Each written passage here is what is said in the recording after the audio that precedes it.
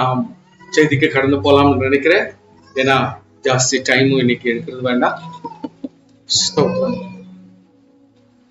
கர்த்தராகிய இயேசு கிறிஸ்துவின் வெளியேற பெற்ற அன்புக்காக ஸ்தோத்திரம். உங்கள் அனைவருக்கும் எங்களுடைய மனமார்ந்த வாழ்த்துக்களை சொல்லி இந்த உயிர்த்தெழுந்த செய்தியை உங்களோடு பகிர்ந்து கொள்ள நான் ஆசைப்படுகிறேன். ஸ்தோத்திரம். ஸ்பெஷலா இன்றைக்குரிய தலைப்பு மட்டும் 3 விதமான வினோதமான ஒரு தலைப்பு. ஒன்று, உலகத்தில் நடக்காத ஒன்று நடக்கிக் கொண்டிருக்கிறது. உலகத்தில் முடியாத ஒன்று முடிந்திருக்கிறது. உலகத்தில் எதிர்பார்த்திராத உலக சம்பிரதாயத்துக்கு மேலே நடக்காத ஒரு காரியம் நடக்கிறது. அது என்னவென்றால் ரெசரக்ஷன் ஆஃப் கிரைஸ்ட். தேவன் என்று சொன்னால் சகலவற்றையும் செய்கிறவர். தேவன் என்று சொன்னால் அவர் எல்லாவற்றுக்கும் எல்லாமா இருக்கிறவர். அவரால் செய்யக்கூடாத காரியம் ஒன்றும் இல்லை. ஆனால் இப்பொழுது இயேசு கிறிஸ்து தேவனாய் இல்லை. நீங்க ரொம்ப கேர்ஃபுல்லா இதை கொஞ்சம் அப்சர்வ் பண்ணும். இயேசு கிறிஸ்து அவர் மனுஷனா இருக்கிறார். அப்படி என்று சொன்னால் இன்று ஒவ்வொரு விசுவாசிக்கும் இது ஒரு எடுத்துக்காட்டு, இது ஒரு சவால், இது ஒரு சேலஞ்ச், இது ஒரு நம்முடைய வாழ்க்கையிலே நாம் எடுத்துக்கொள்ள வேண்டிய ஒரு முக்கியமான சத்தியம். என்னவென்று சொன்னால் இயேசு இயேசு இயேசு. யார் இயேசு என்று சொன்னால் பாவங்களை மன்னிக்கும்படி பரலோகத்திலிருந்து நமக்காய் கொடுக்கப்பட்ட தேவன் என்று சொல்லி இயேசுவின் விவரங்களை தெளிவாக சொல்லுகிறோம். அதே நேரத்தில் இப்பொழுது இயேசுவானவர் மனுஷனா இருக்கிறபடினாலே பல பாடுகளையும் பல சூழ்நிலையை அனுபவித்து அவர் எல்லா விதமான மனுஷனுக்குரிய எல்லா வித வேதனைகளையும் துக்கங்களையும் சகல சங்கடங்களையும் சகல மனுஷனுக்குரிய எல்லா பாடுகளையும் இருக்கிறார். அப்படியானால் அவர் எப்படி மரணத்தை ஜெயிக்க முடியும்?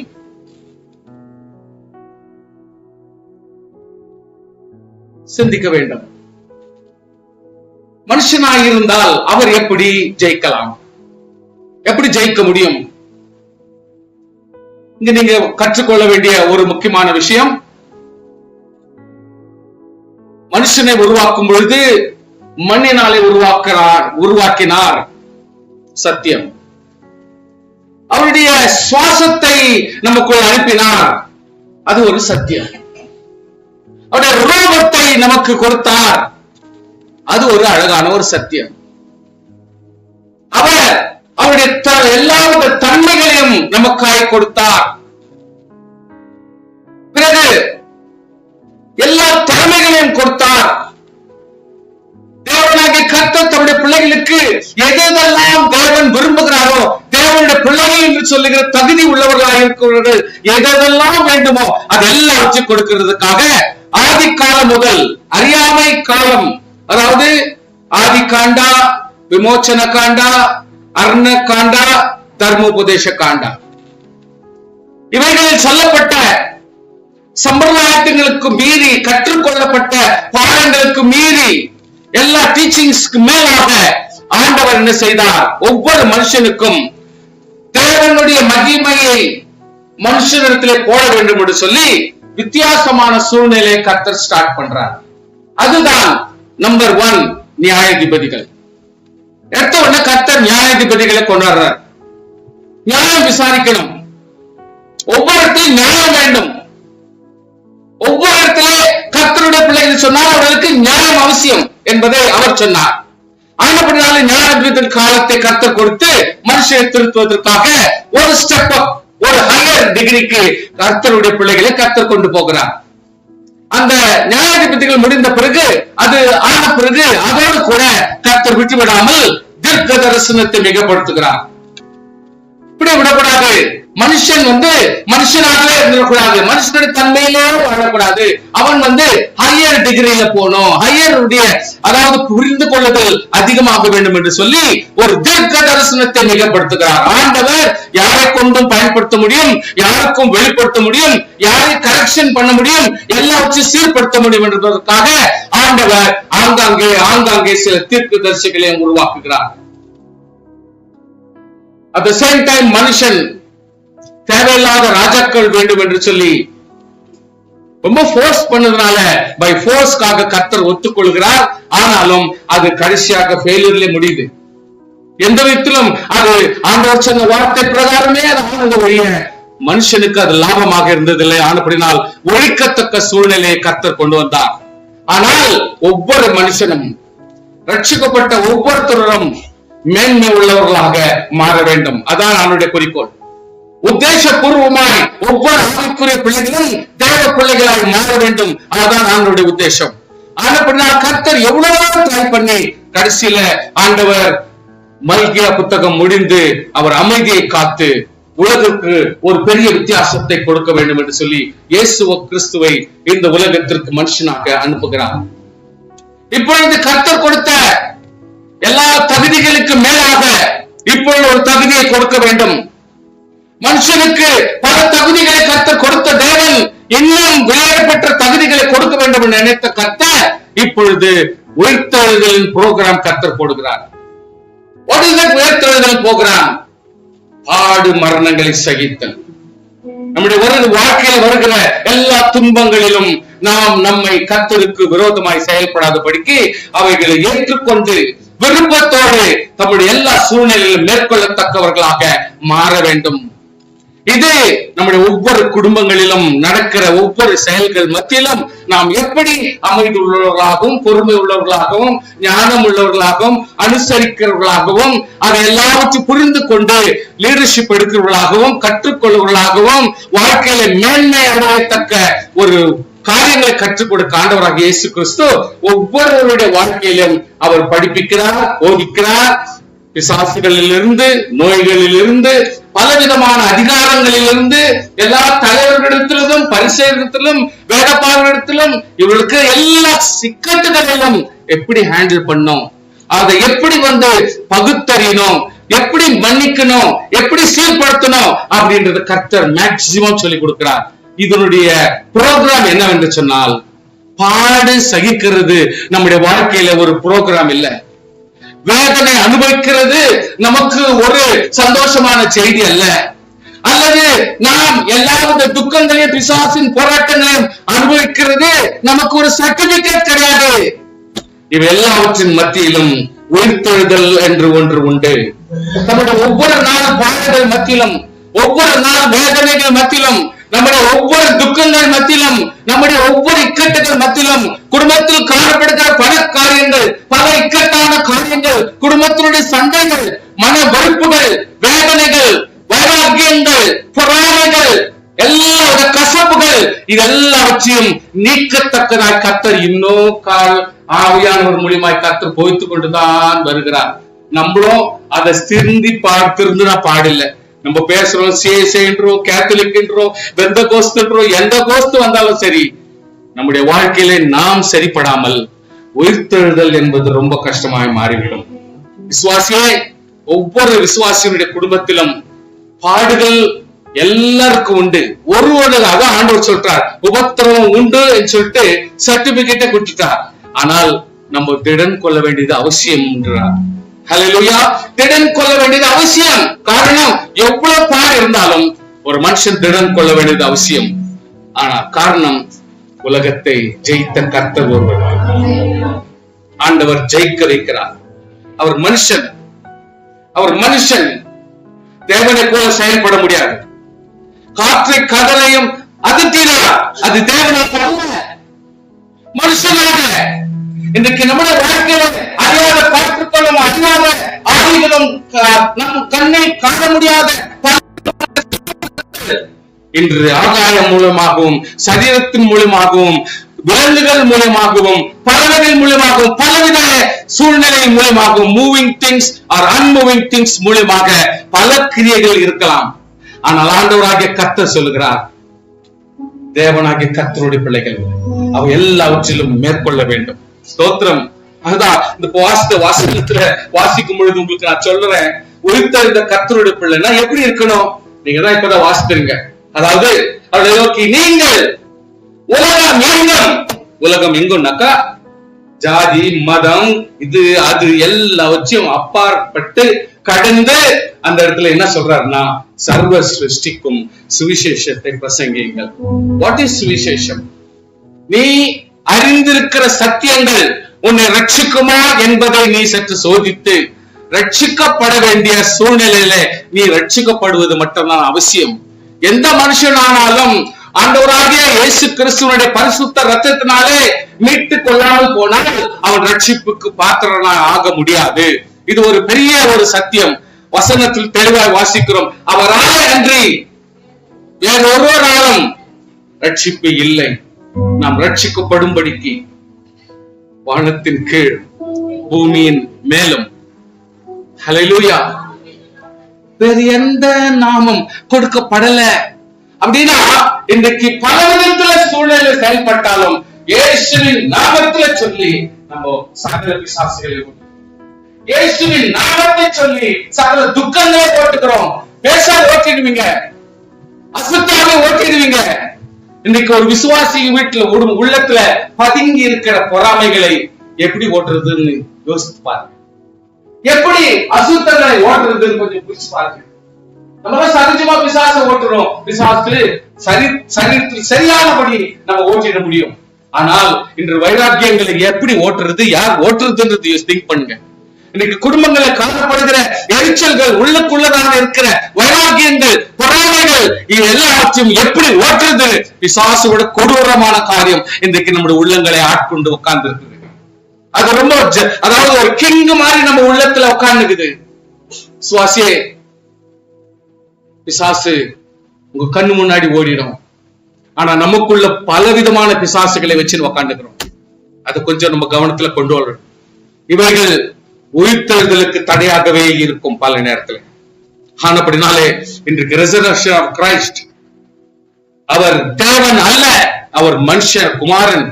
மனுஷகுமாரன் எப்படி உயிர்த்தெழ முடியும் என்று சொன்னால், இன்றைக்கு ஆண்டவராகிய கர்த்தர் ஒவ்வொரு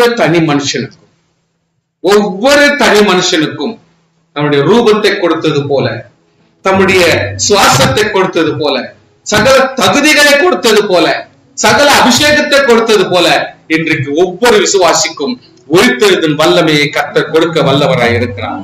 அது இயேசுவாலே துவங்கினது. இன்றைக்கு நம்ம எல்லாருக்கும் அது கொடுக்கப்படுகிறது.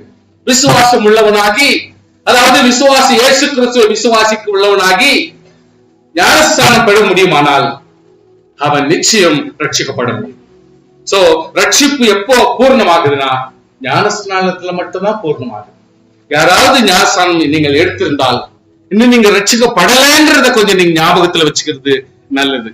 விசுவாசியே, நீங்கள் விசுவாசம் உள்ளவர்களாக ஞானஸ்தானம் எடுத்தவன் மட்டும்தான் ரட்சிப்பு ஒரு அந்தஸ்து வந்தவன் என்று அர்த்தம். நீங்கள் இன்னும் ஞானஸ்தானம் முழுக்க ஞானஸ்தானம் பெறாதவர்கள் யாராவது இருந்தால் நீங்கள் இன்னும் ரட்சிப்பே பூர்ணப்படுத்தலைன்றது அர்த்தம். இதை கொஞ்சம் கவனத்துல நீங்க வச்சுக்கிறது எப்பொழுதுமே நல்லது. சத்தியத்தை சத்தியமாய் நீங்கள் எடுத்துக்கொள்ளாவிட்டால் நீங்கள் புறக்கணிக்கப்படுவீர்கள். கொஞ்சம் கவனமா இருக்கும். இல்லைன்னா ஆக்கினைக்குள்ளாகவே கண்டிப்பாக தீர்ப்பான் என்று வசனம் சொல்லுது. விசுவாசிகர்களாய், அதாவது நீங்க ஒரு விசுவாசி ஆயிட்டீங்க, நீங்க ரட்சிக்கப்பட்டுள்ளாய் மாறிட்டீங்க, அபிஷேகம் உள்ளவர்களாய் மாறிட்டீங்கன்னா இந்த இடத்துல உயிர்த்தெழுந்த வல்லமை இங்க எவ்வளவு கிளியரா போட்டுக்குதுன்னா, சர்ப்பங்களை எடுப்பார்கள், விஷமானவைகளை நீங்கள் எடுக்க முடியும். எது உங்களுக்கு ஆபத்தா இருக்கிறதோ அதை நீங்கள் எடுக்க முடியும். ஹல்லேலூயா. உங்களுக்கு எது மோசமா இருக்கிறதோ, எது உங்களுக்கு எதிர்பார்க்கிறதோ, எது உங்களுக்கு தடையாக காணப்படுகிறதோ அவைகள் உங்களால் எடுக்க முடியும். அதான் உயிர்த்தெழுந்த இயேசு கிறிஸ்துவினுடைய பிள்ளைகள் செய்கிற வல்லமையான காரியங்கள். அதோடு கூட சாவுக்கு ஏதுவான யாரொன்றை குடித்தாலும், நம்ம எல்லாம் பர்பஸா பாய்சன் குடிக்கிறது இல்ல, நம்ம எல்லாம் பர்பஸா ஒரு சத்துவம் இல்லாத ஒரு பொருளை சாப்பிடுறது இல்ல, நாம் எல்லாரும் ஒரு கெட்டு போன காயை சாப்பிடணும் அவசியம் இல்ல, அல்லது அசுத்தமான ஒரு மாம்சத்தை சாப்பிடணும் அவசியம் இல்ல. ஆனால் ஒருவேளை நீங்கள் தெரியாமல் அப்படிகளை சாப்பிட்டு உங்கள் உடம்பு பாதிக்கப்படுமானால் ஆண்டவராகிய கர்த்தர் அவையிலிருந்து விடுதலை கர்த்தர் கொடுக்க முடியும். கர்த்தரை கரங்களில் பற்றி ஸ்தோத்திரம் பண்ணுங்கள். நீங்கள் அப்படிப்பட்ட ஒரு உணவுகள் மூலமாக, மற்ற ஒரு பொருள் மூலமாக உங்கள் சரீரம் பாதிக்கப்பட்டால், ஆண்டவரே இது ஒரு அதாவது ஹெரிடிட்டரி மூலமாக அல்லது வேற ஏதோ மூலமாக, உணவு மூலமாக, மெடிசின் மூலமாக உங்களுடைய சரீரம் பாதிக்கப்பட்டால் ஆண்டவர் சொல்லுகிறார், சாவுக்கு ஏதுவான யாதொன்றை நீங்கள் தெரிந்தும் தெரியாமலும் குடித்திருந்தாலும், ஆண்டவர் அவைகள் உங்களை சேதப்படுத்த விடவே மாட்டார். கரங்களை கட்டி ஸ்தோத்திரம் பண்ணும். சேதப்படுத்த விட மாட்டார். சொல்லுங்க, கர்த்தர் நீ சேதப்படுத்த விட மாட்டீ.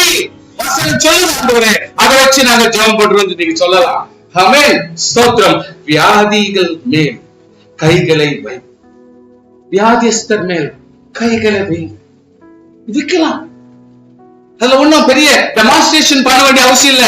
அதுக்காக எல்லாருமே போய் ஒரு டிவி போட்டு அதுல ஆன் பண்ணி பாருங்க நான் ஜெபம் பண்றேன் உடனே சௌக்கியம் ஆகுது. இந்த விவகாரம் இட்ஸ் டூ மச். கர்த்தர் கண்டு காணாம எத்தனை கோடி எத்தனை ட்ரில்லியன் அற்புதங்களை தினம் தினம் செய்து கொண்டிருக்கிறார். விசுவாசிகளுடைய அடையாளமே அதான். விசுவாசிகளுடைய நல்ல கண்ணு மூடாதீங்க. மெசேஜ் கொடுக்கிறப்போ கண்ணு மூடாதீங்க, தியானம் பண்ணாதீங்க, எதுவும் ஸ்தோத்திரம் எல்லாம் ஜாஸ்தியெல்லாம் சொல்லாதீங்க. கவனமா இருங்க. ஏன்னா உங்களை பார்க்கும்போது எத்தனை பேர் கண்ணு மூடிங்கிறது நான் தான் பார்க்க முடியும், நீங்க பார்க்க மாட்டீங்க.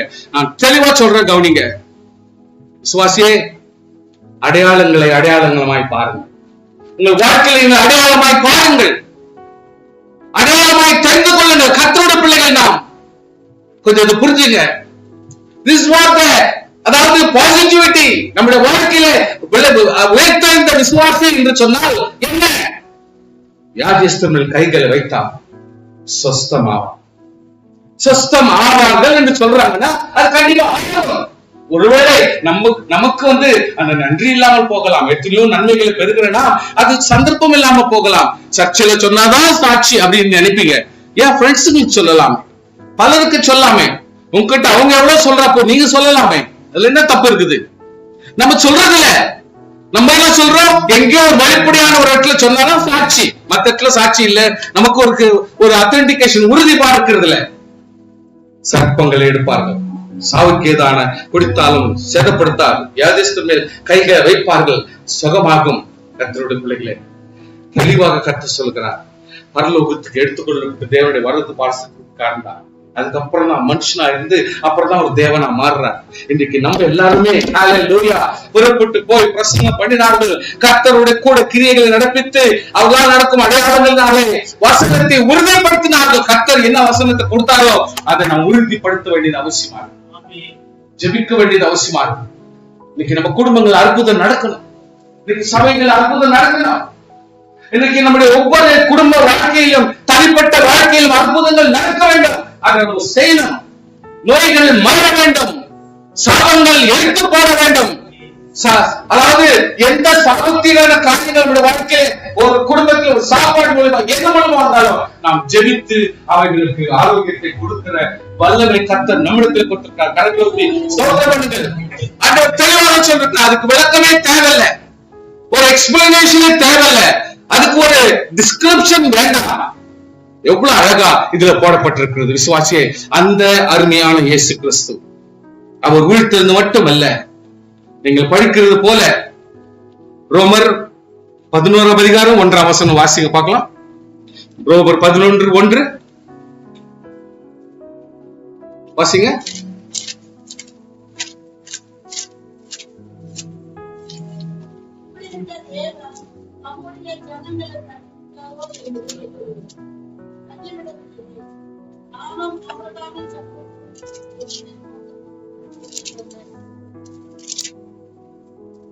எட்டாம் அதிகாரம் 1 வசனம். சாரி, 8ஆம் அதிகாரம் 1 வசனம்.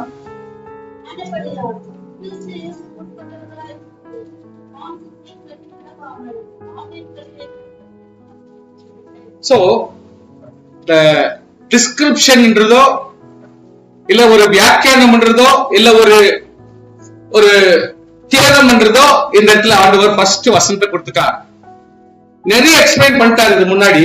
ஆனால் கிறிஸ்து இயேசுவுக்கு உட்பட்டவர்களாய் இருந்து கிறிஸ்து இயேசுவினுடைய வார்த்தையின்படி அவருடைய ஜீவத்தின்படி பரிசுத்தத்தின்படி அதுக்கெல்லாவற்றையும் கோட்பாடுகள் பிரகாரம் கீழ்ப்படிந்தவர்களாய் மாமிசத்தின்படி நடவாமல் ஆவியின்படியே நடக்கிறவர்களுக்கு ஆக்கினை தீர்ப்பு இல்லை.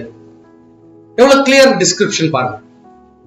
அதே நேரத்துல ஆண்டவர் இன்னொரு சலுகையை கொடுக்கிறாரு. 11ஆம் வசனத்துல நாம் பலமுறை வாசிக்கிறோம்.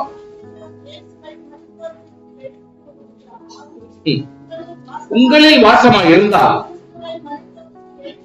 ஆமென்.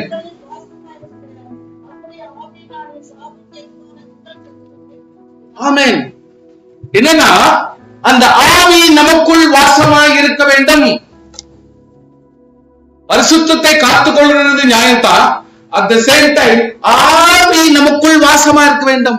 ஆவியானவர் நமக்குள் எப்பொழுதுமே ஆன்லைன்ல இருக்கணும், அந்த தொடர்பிலே இருக்கணும், அந்த ஆவியினுடைய மகத்துவத்திலே இருக்கணும், அந்த ஆசீர்வாதத்திலே ஊறி இருக்க வேண்டும்.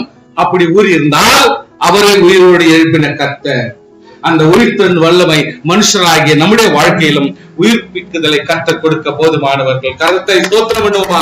ஆண்டவரை நம்ம உயிர்த்த தேவன் நமக்கு உதவி செய்வார். எதை முடியும் எல்லாவற்றிலும் ட்ரை பண்ணுங்க. உங்க குடும்பங்களில் ஒவ்வொரு சின்ன பெரிய விஷயங்களிலும் நீங்கள் ட்ரை பண்ணணும். இந்த மகனுக்காக ஜெபம் பண்றோம், மகனுக்காக ஜெபம் பண்றேன், இந்த மனைவிக்காக ஜெபம் பண்றேன், இந்த கணவனுக்காக ஜெபம் பண்றேன், இந்த குடும்பத்துல இருக்கிறவங்களுக்காக ஜெபம் பண்றேன், இந்த சூழ்நிலைக்காக ஜெபம் பண்றேன், கர்த்தாவே ஜெபம் பண்ணிருக்கிறேன். இந்த காரியங்கள் மாற வேண்டும், இந்த காரியங்கள் மாற உங்க மனசுலயே வச்சுங்க. அதே ஜபத்துல இருங்க. ஆவியின் அனுக்கிரகத்தை கூடவே வச்சுங்க. கர்த்தர் நிச்சயமாய் உங்களுடைய பரிசுத்தத்துக்கு ஏற்றார் போல, உங்களுடைய சுத்தமான மனசு கேட்டார் போல, உங்களுடைய நிஜமான வாழ்க்கை கேட்டார் போல உங்களோட வாசமா இருக்கிற ஆவியானவர் மூலமாய் உங்களுடைய வாழ்க்கையில ஜெயத்தை கொடுக்கிறார், வெற்றியை கொடுக்கிறார், உயிர்த்தெழுதலை கொடுக்கிற கர்த்தருக்கு ஸ்தோத்திரம் உண்டாவதாக. ஆனபடினாலே மனுஷராய் நாம் இயேசு கிறிஸ்து உயிர்த்தெழுந்தது போல மனுஷராய் இருக்கிற நாமும் கூட ஒவ்வொரு சூழ்நிலையிலும் உயிர்த்தெழ முடியும் என்றுதான் இந்த இடத்துல சொல்லப்படுகிறது.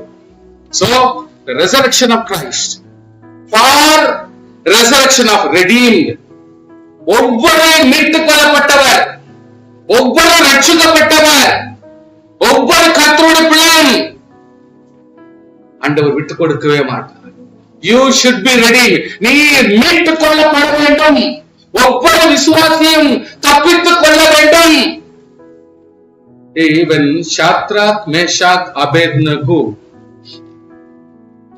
அப்படின்ற காரியத்தை வரும் பொழுது துணிச்சல் துணிச்சல் துணிச்சல் அது ரொம்ப ஓவர்னு கூட சொல்லிக்கலாம்.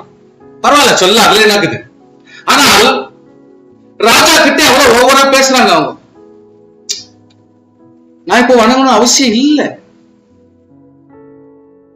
என் கர்த்தர் காப்பாத்துவார், ஒருவர் காப்பாற்றாவிட்டா இதெல்லாம் தேவையில்லை. ஆனாலும் சொல்றாங்க இதெல்லாம் ஓவரான அதிக பிரசங்கித்தனம். அவர் காப்பாற்றாவிட்டாலும் நான் இதை வணங்க மாட்டேன். தேவையில்லை, அவ்வளவு பேச்சு பேச வேண்டிய அவசியம் இல்லை. விசுவாசிகளுக்கு இவ்வளவு லென்த்தன் வேர்ட்ஸ் இருக்க வேண்டிய அவசியம் இல்லைன்னு தான் நான் நம்புறேன்.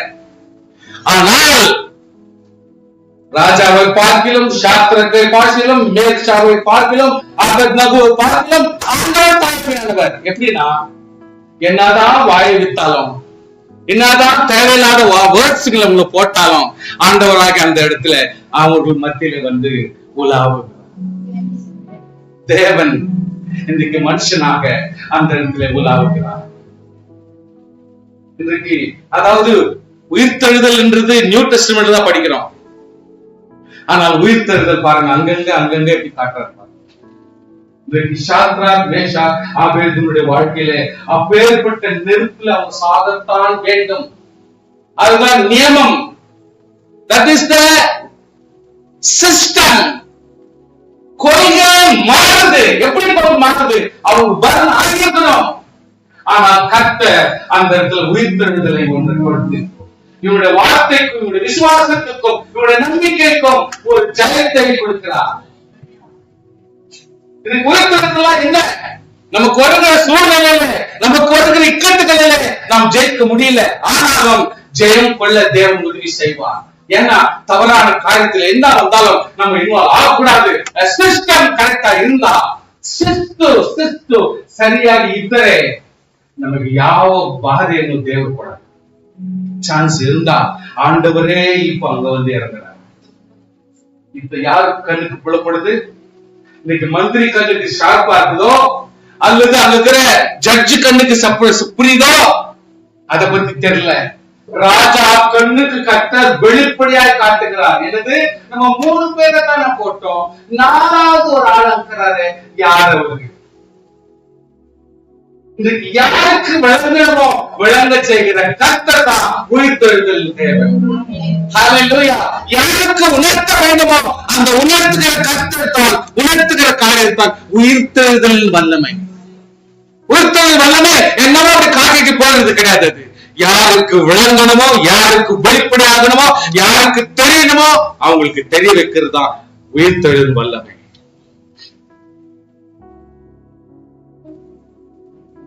இன்றைக்கு உள்ளத்தை அப்படியே மெல்ட் பண்ணுது, உள்ளத்தை மெல்ட் பண்ணுது சார். எப்படி? சாத்ராக், மேஷாக், அபேத்நேகோ,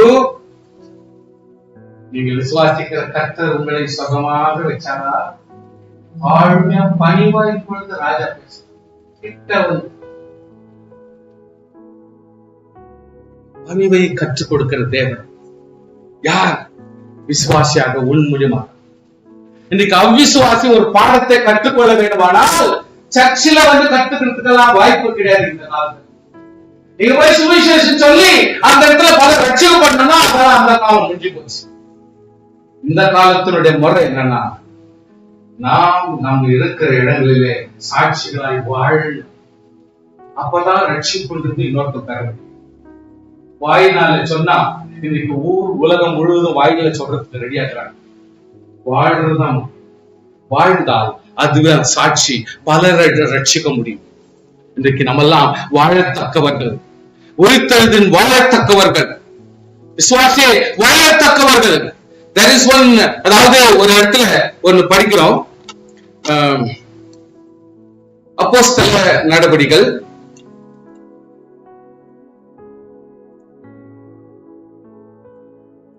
அப்போஸ்தல நடபடிகள்ல ஸ்தேவான் அப்படின்ற ஒருத்தரை நம்ம கொஞ்சம் கவனிக்கணும். ஸ்டீபன் விசாரணையில் தங்க ஜனங்களுக்கு, அங்க இருக்க எல்லாருக்கும் விசாரிக்கிற ஒரு நிலைமை, ஒரு சூழ்நிலை, ஒரு கமிட்டி. அவங்களுக்கு என்ன சலுகை கொடுக்கணும், என்ன தேவையை சந்திக்கணும், என்ன பிரஷ் பேஸ்ட் கொடுக்கணும், என்ன தண்ணி வசதி, சாப்பாடு வசதி கொடுக்கணும், என்ன துணிமணி கொடுக்கணும், அது என்ன வசதிகளை கொடுக்கணும், இதெல்லாம் ஒரு ஃபெசிலிட்டி. ஏன்னா நாளும் காலமும் தெரியாம அவங்க காலாகாலம் இங்க ஜபத்துல உட்கார்றாங்களே. பல ஜனங்கள் வந்து இந்த முதல் நூற்றாண்டு காலத்துல வாழ்க்கை என்றது இப்ப ஃபேமிலி செட்டிங் போயிட்டு இங்க வெறும் ஜப செட்டிங்ல வந்துச்சு. நான் என் வீட்டுக்கு போற அவசியம் கிடையாது. என் இயேசு கிறிஸ்துவோட உயிர்த்தெழுதல் தான் முக்கியம். என் இயேசு கிறிஸ்து உயிர்த்தெழுந்தாரே, இதை விட முக்கியமான செய்தி இந்த குடும்பத்திலும் சமுதாயத்திலும் இல்ல அப்படின்றாங்க. அதனால என்ன பண்றாங்க, ஜெபிக்கிறது தான் இவங்களோட பெரிய தொழிலா மாறி போச்சு. அதனால இன்னைக்கு அந்த காலத்துல எல்லாருமே மேக்சிமம் ஜனங்கள் அப்படியே கொத்து கொத்தா வந்து அந்த இடத்துல உட்கார்றாங்க. சாப்பாடு பத்தி கேர் பண்ணல, எது கூட கேர் பண்ணல. எவ்வளவு தூரத்துக்குன்னா இவங்களுடைய அந்த நிலைமைய பார்த்து பலர் வீட்டுல இருக்கிற சொத்து யாருக்கும் சொல்ல தெரியாதனமா தன்னுடைய ஆஸ்திகளை எடுத்து வந்துட்டு அவங்க ரேஷன்களா கொண்டாடுறாங்க, துணிமணிகளா கொண்டாடுறாங்க, பொருள்களா கொண்டாடுறாங்க, எல்லாத்துக்கும் கொண்டாந்து கொடுக்குறாங்க. ஏன்னா யாரும் கேட்கல, துணிங்க கொண்டாடுங்கோ, சாப்பாடு கொண்டாங்கோ, ரேஷன் கொண்டாங்கோ, யாரும் கேட்கல. ஆனா அந்த ஜனங்க அவ்வளவு நேரம் காலம் தெரியாம 24 hours அந்த சூழ்நிலை வந்தா தானா நீ ஜெபம் பண்ணுவ. சோத்திரம் பண்ணுங்க பார்க்கலாம். அந்த சூழ்நிலை வந்தா உன் அறிவாக நீ ஜெபம் பண்ண ஆரம்பிச்சுருவ. உன் அறிவாக எதை பத்தி கவலை எல்லாம் போயிடும், எதை பத்தி துக்கம் போயிடும், எதை பத்தி ஒரு சிந்தனை போயிடும், எதை பத்தி வைராக்கியம் போயிடும், யாருமே இருக்கிற அதாவது வைராக்கியம் கோபம் எல்லாம் போயிடும். ஏன்னா ஆண்டவர் அப்படிப்பட்ட ஒரு மகத்துவமான சூழ்நிலை வர வச்சாங்க. எல்லாத்தையும் விட்டுட்டு அவங்க பாட்டுக்கு குரூப்பா உட்காந்து ஜெபம் பண்றாங்க. ஒருத்தருக்கு ஒருத்தர் மன வருத்தம் இல்ல, யாருக்கும் வேதனை இல்ல. என்ன சாப்பாடு கிடைக்கிறது அதை சாப்பிடுறாங்க, கொடுக்கலனாலும் சைலண்டா உட்காந்து ஸ்தோத்திரம். என் இயேசு உயிர்த்தெழுந்த இந்த விஷயத்தை விட வேற எந்த பிரமாதமான விஷயம் இந்த உலகத்துல இப்ப இல்ல அப்படின்ற ஒரு கான்செப்டுக்கு வந்துட்டாங்க. எத்தனையோ பேர் நான் வச்சுக்கிறது என்ன பிரயோஜனம், கொடுக்கலாம் கொண்டாடுறாங்க, யாரும் கேட்கல. நீங்க கொண்டு வந்து கொடுங்க, இதை செய்யுங்க, கேட்கல. அவங்களே தானா கொண்டு வந்து கொடுக்குறாங்க. எப்பொழுதுமே விழுந்து கிடக்குறாங்க. எவ்வளவு பேரு, ஆயிரக்கணக்கான பீப்புள் ஆயிரக்கணக்கான பீப்புள். அவங்களுக்காக ஒரு டென்ட் கட்டல, ஒரு பெரிய பெரிய பெரிய ஆடிட்டோரியம்ஸ் கிடையாது, எதுவுமே இல்லை. ஆனாலும் அவங்களோட வேலையில உட்கார்ந்தாலும் ஜெபம், இது நின்னாலும் ஜெபம், பேசினாலும் ஜெபம், நடந்தாலும் ஜெபம், வெறும் ஜெபம் ஜெபம் ஜெபம். ஏன்னா இயேசு கிறிஸ்து உயிர்த்தெழுந்தார். ஆகாத காரியம் ஆயிடுச்சையா, உலக சம்பிரதாயத்துல ஆகாத ஒரு காரியம் ஆயிடுச்சப்பா. இதுவரைக்கும் நாம் பார்க்கிறாத ஒரு கதை இன்னைக்கு இயேசு கிறிஸ்து உயிர்த்தெழுந்தார். இன்னைக்கு அவர் சொல்றாங்க, நீங்கள் உயிர்த்தெழுவீர்கள் என்றாங்க. அதே விஷயம் தான் நமக்கும் வந்துச்சு. அப்படியா, நான் இனிமேல் நான் என்ன செய்யணும்? என்னுடைய வாழ்க்கையை நானு இங்கேயே கர்த்தர் சமூகத்துல அர்ப்பணிக்கிறேன். ஜெபம் ஜெபம் ஜெபம் ஜெபத்தோடு அப்படியே உட்காரலாம்னு சொல்றான். இன்னைக்கு அவனை குறிச்சு 4-5 உகாரம் இருந்தா போதும், சாட்சி இருந்தா போதும், பரிசுத்தாவினா போதும், ஞானம் இருந்தா போதும். இவ்வளவுதான் ஆளுநர் செலக்ட் பண்ணுங்க 7 பேருன்னு சொன்னாங்க. இங்க பார்த்தா நம்பர் 1 பரிசுத்தாவி இருக்குது, நம்பர் 2 ஞானம் இருக்குது, 3வது நல்ல சாட்சி இருக்குது, அடுத்து விசுவாசம் இருக்குது, வல்லமை இருக்குது, பெரிய அற்புதங்களை செய்யத்தக்க மகிமை அந்த ஸ்தேவானுக்கு இருக்குது, முகம் தேவதூதனை போல பிரகாசமாக மாறும். மேல இருக்குது. வலது பாரசத்தில் இருக்கிற இயேசுவை அப்படி பார்க்க முடியுது. அவனால வானங்கள் திறக்கிறதையும் பார்க்கிறான். மனுஷகுமாரன் தேவனுடைய வலது பாரசத்தில் நிற்கிறதையும் அவனால பார்க்க முடியுது. கர்த்தராகிய இயேசுவே என் நாவை ஏற்றுக்கொள்ளும் என்று முழங்கால் படியிடுறதுக்கும் அவனால முடியுது. அதே இயேசு கிறிஸ்துடைய வல்லமை அவனோடு இருக்கிறதுனால அவன் என்ன பிரேயர் பண்றான்? கர்த்தாவே, இவங்க பண்றது உண்மையிலே புத்தியோடு ஞானத்தோடு இவங்க செய்யல, இவங்க என்ன செய்யறாங்கன்னு இவங்களுக்கு தெரியல. இயேசுவை போல இருதயம் அவங்ககிட்ட வருது. இன்னைக்கு உயிர்த்தெழுந்த வல்லமையினுடைய விசுவாசியினுடைய நிலைமை இன்னைக்கு எப்படி மாறுது? இன்றைக்கு உயிர்த்தெழுந்த விசுவாசின்னு சொன்னா அதுக்கு அடையாளம் பாருங்க எவ்வளவு. ஒவ்வொருவரும் உயிர்த்தெழுந்த விசுவாசி என்பதை நீங்கள் மறந்து போங்க. ஹல்லேலூயா. கர்த்தருடைய பிள்ளைகளே, உன்னால வீட்டுக்கு ஒரு பெரிய ஆசீர்வாதம் வேணுமா? இல்ல அங்க ஒரு பொறுமை வேணுமா? இல்ல எத்தனையோ முறை நீ மன்னிக்க வேண்டிய சூழ்நிலை வருதா? அதை நீ செய்யலாமே. எத்தனை முறை கர்த்தர் சம்பவத்துல உங்க வீட்டுல இன்னும் கொஞ்சம் பொறுமையா இருக்க வேண்டிய அவசியம் வந்தா அதை நீ செய்யலாமே. தாழ்மையா இருக்க வேண்டிய சூழ்நிலை வந்தா அதை செய்யலாமே. சோ உயிர்த்தெழுந்த இயேசு கிறிஸ்து, உயிர்த்தெழுந்த கர்த்தருடைய பிள்ளை கொடுக்கிற இந்த குணாதிசயங்கள் நாம் ஏன் கடைபிடிக்க கூடாது? ஆண்டவருடைய சமூகத்துல ஒவ்வொரு உயிர்த்தெழுந்த விசுவாசிகள் நிச்சயமாகவே நிச்சயமாகவே கடைபிடிக்க வேண்டிய காரியங்கள் தான் இந்த இடத்துல தெளிவாக சொல்லிக் கொடுக்கிறேன். உயிர்த்தெழுதல், it gives hope and assurance. Hope and assurance. ஒவ்வொரு விசுவாசிக்கும் ஒரு நம்பிக்கை வேண்டும், அவருக்கு ஒரு நிச்சயம் தேவை. ஒவ்வொரு உயிர்த்தெழுந்த விசுவாசிக்கும் ஒரு நம்பிக்கை, விசுவாசம் இல்லாவிட்டால் தன்னுடைய வாழ்க்கையில் எதுவுமே நிச்சயமில்லாமல் செயல்பட வேண்டிய சூழ்நிலை வரும். 1 பேதுரு 1:4 வாசிக்கிறோம். வாசிங்க வாசிங்க, இதுக்கு மேல கொஞ்சம் வசனத்தை கொஞ்சம் வாசிங்க. 1 பேதுரு 1:4.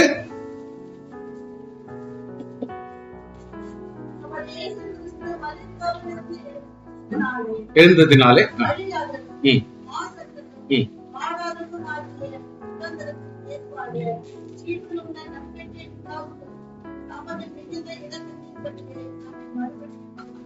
நம்மை மறுபடியும் ஜெனிப்பிக்கிறார். கர்த்தருடைய பிள்ளைகளே, ஜீவனுள்ள நம்பிக்கை, நமக்கு ஒரு ஜீவனுள்ள நம்பிக்கை தேவை. நாம் ஒரு உயிர்த்தெழுந்த கர்த்தருடைய பிள்ளைகள் என்று சொன்னால் we need hope and we need assurance. கர்த்தர் நம்மை கொண்டு பயன்படுத்தும்படி ஆண்டவர் சமூகத்தில் உயிர்த்தெழுந்த விசுவாசிக்கு நம்பிக்கை கொடுக்கிற தேவனுக்கு ஸ்தோத்திரம். அடுத்தபடியாக we need empowerment of holy living.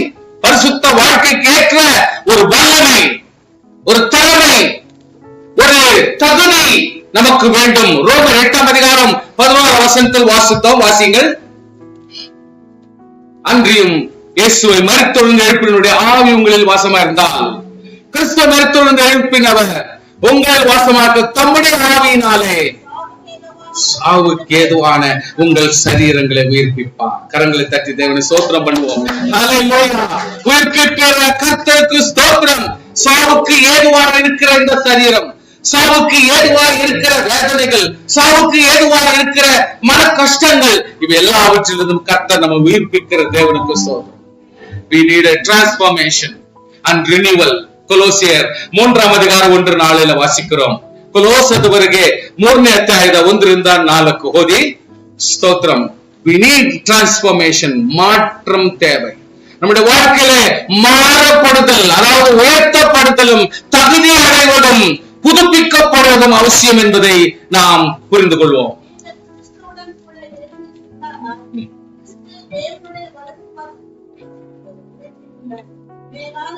மேலானவைகளை தேடுங்கள். குட். நாடுங்கள்.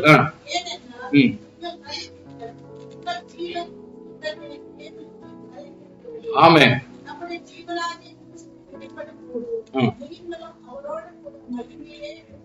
ஆமென். இது ஒரு சீக்ரெட், ரொம்ப மனசுலக்கணும். அவர் ஜீவனுள்ள கிறிஸ்து வெளிப்படும் பொழுது, அவர் வெளிப்படும் பொழுது, அவர் கிரியை செய்யும் பொழுது, அவர் நம்முடைய சரீரத்தில் இருக்கும் பொழுது நீங்களும் அவரோடு கூட மகிமையிலே வெளிப்படுவீர்கள். நாம் ஒவ்வொருவரும் உயிர்த்தெழுந்தவர்களாக செயல்பட வேண்டிய அவசியம் இருக்கிறது. ஆமென். பர்பஸ் அண்ட் மிஷன், அதாவது உத்தேசம் என்ன? உயிர்த்தெழுந்த விசுவாசியினுடைய உத்தேசம் என்ன? அவருடைய வாழ்க்கையினுடைய கொள்கை என்ன? அவருடைய அதாவது புரோகிராம் என்ன என்று பார்த்தால் மத்தேயு 28:19-20 வாசிங்க. மத்தாಯ 28:19-20. ಎಲ್ಲಾ ದೇಶಗಳ ಜನರನ್ನು ಶಿಷ್ಯರನ್ನಾಗಿ ಮಾಡಿ ಅವರಿಗೆ ತಂದೆಯ ಮಗನ ಪವಿತ್ರಾತ್ಮನ ಹೆಸರಿನಲ್ಲಿ ದೀಕ್ಷಾಸ್ನಾನ ಮಾಡಿಸಿ ನಾನು ನಿಮಗೆ ಆಜ್ಞಾಪಿಸಿದ್ದನ್ನೆಲ್ಲ ಕಾಪಾಡಿಕೊಳ್ಳುವುದಕ್ಕೆ ಅವರಿಗೆ ಉಪದೇಶ ಮಾಡಿರಿ. ನೋಡಿರಿ, ನಾನು ಯುಗದ ಸಮಾಪ್ತಿಯವರೆಗೂ எல்லா ದಿವಸ ನಿಮ್ಮ ಸಂಗಡ ಇರುತ್ತೇನೆ ಎಂದು ಹೇಳಿದರು. ஆமென். நான் உங்களுடனே கூட இருக்கிறேன். நான் உங்களுடனே கூட இருக்கிறேன். அதாவது உங்களுக்கு கட்டளையிட்ட யாரையும் எல்லாரும் கை கொண்டுதான் ஆகணும். இவ்வளவு அவரான்றது வித்தியாசம் பார்க்கல, மனுஷன் உண்டாக்கிட்டான் வித்தியாசத்தை. ஆனால் தேவன் ஒருபோது யாருக்கு வித்தியாசத்தை உண்டாக்கவில்லை. ஆகினால் நாம் இனி புறப்பட வேண்டும். இனி நாம் தேவனுடைய பிள்ளைகளாய் மாற்றும்படி, எல்லாருமே ஆசீர்வாதமாய் இருக்கும்படி நாம் புறப்பட வேண்டும். ஹல்லேலூயா. செயல்பட வேண்டும். கர்த்தருடைய சாட்சியை பகிர வேண்டும். கர்த்தருடைய நன்மையை எல்லாரும் அறியத்தக்கவர்களாய் நம்முடைய வாழ்க்கையிலே சாட்சிகளாக நாம் வாழ்வது அவசியம். சோ இப்பொழுது சொல்லுகிற விஷயங்கள், எப்பொழுது உயிர்த்தெழுதல் வச்சோம், எப்பொழுது அந்த ஒரு சமாதானம் வச்சோம், அந்த நிச்சயம் வந்துச்சோ, நம்முடைய கர்த்தர் செத்தவர் அல்ல, அவர் உயிர்த்தெழுந்தார் என்ற நிச்சயம் நமக்கு எப்போ வந்துச்சோ, பிரசங்கம் பண்றது கூட நமக்கு ஒரு பிடிப்பு, பிரசங்கம் பண்ணோம்னா கூட நமக்கு ஒரு பிடிப்பு இருக்குது, ஒரு கேரண்டி இருக்குது, தைரியமா பேசலாம். ஏன்னா இயேசு கிறிஸ்து உயிர்த்தெழுந்தார்.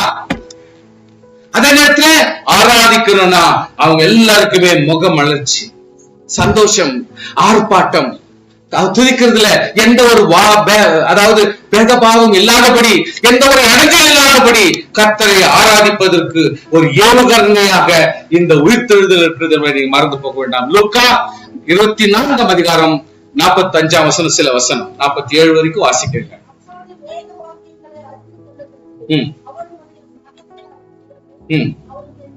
ஓகே. ஆமென். வேண்டியதா இருக்கிறது.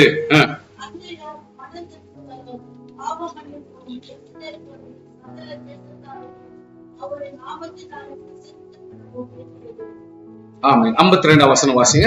52-53. அவர்கள்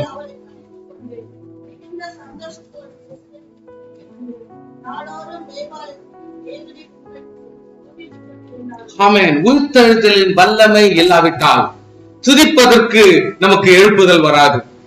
கை தட்டணும்னா அதுக்கு ஒரு ஆர்ப்பாட்டம் வேணும். குஷியா ஒரு இன்ஸ்ட்ருமெண்ட் வாசிக்கணும்னா அதுக்கு ஒரு எழுப்புதல் தேவை. அதாவது தேங்க்ஸ், அட்லீஸ்ட் நம்ம பிள்ளைங்க அட்லீஸ்ட் வெடிங்க காலையில, அதாவது 9:30 சொன்னா அவங்க 9 o'clock எல்லாம் வந்து பாடுறாங்க, அட்லீஸ்ட் வாசிக்கிறாங்க. என்னவோ பிராக்டிஸ் பண்ற மாதிரி தான் அவங்க பண்றதெல்லாம் பார்த்தா, ஆனா அட்லீஸ்ட் ஏதோ ஒண்ணு காலையில வந்து செய்ய வேண்டி செய்யறாங்க. Thank you, thank you my dear. நீங்க அட்லீஸ்ட் அவ்வளவு தூரம் பண்றாங்க அவங்க, அது ஒரு பெரிய விஷயம் தான். இல்லாவிட்டால் எழுப்புதல் வர்றதுக்கோ அல்லது ஒரு மாற்றம் வர்றதுக்கோ இல்ல விசுவாசிகளுடைய உற்சாகம் வர்றதுக்கு வாய்ப்புகள் கிடையாது. விசுவாசிகள் எல்லாத்திலுமே ஒரு ப்ரிப்பரேஷன், எல்லாத்திலுமே ஒரு டெடிகேஷன், எல்லாத்திலுமே ஒரு ஒப்பு கொடுத்தல் செய்து உயிர்த்தெழுந்த வல்லமை நமக்குள் இருந்தால் ஒழிய நாம் ஆர்ப்பாட்டத்தோடு கர்த்தரை கனப்படுத்துறது வாய்ப்பு இல்லை. அல்லேலூயா. ஒரு துதிக்கணும், ஸ்தோத்திரம் பண்ணாங்க, நமக்கு ஒரு குஷி இருந்தாதான். அந்த குஷி எதனால வருது? நம்முடைய ஆண்டவராகிய இயேசு கிறிஸ்து உயிர்த்தெழுந்தா. அல்லேலூயா. உயிர்த்தெழுந்த வல்லமை நம்ம கிட்ட இருந்தா மட்டும்தான் எதையுமே கொஞ்சம் ஏதாவது ஒரு ஆர்ப்பாட்டமா செய்யறதுக்கு வாய்ப்புகள் வரும். ஆனபடினாலே இன்றைக்கு கர்த்தருடைய வல்லமை, கர்த்தருடைய ஆசீர்வாதம் வரணும்னா அப்போஸ்தலர் 1:8 வாசிங்க. அப்போஸ்தலர் கிருத்தியர்கள் 1:8 வாசிங்க.